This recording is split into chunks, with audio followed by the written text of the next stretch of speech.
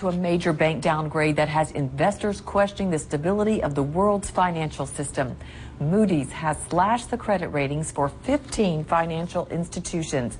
They include some of the biggest names in banking like JP Morgan, Chase, Goldman Sachs, and HSBC. The ratings cut could make it much more expensive for them to borrow money.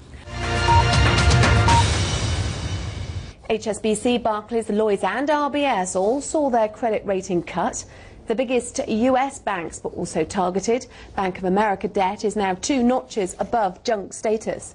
And most of the big names in the Eurozone were downgraded too, including Deutsche Bank and BNP Paribas. The biggest cut went to Credit Suisse, down by 3 levels. Moody's says the lender has significant exposure to volatile markets.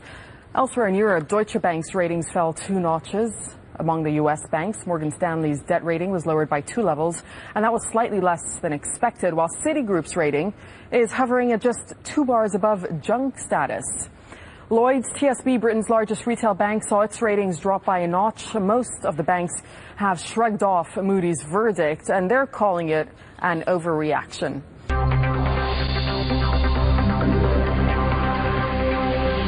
The banks are likely to see their costs of funding rise even further than they've already risen, which is at least a minor negative given the problems that a lot of these banks are already having.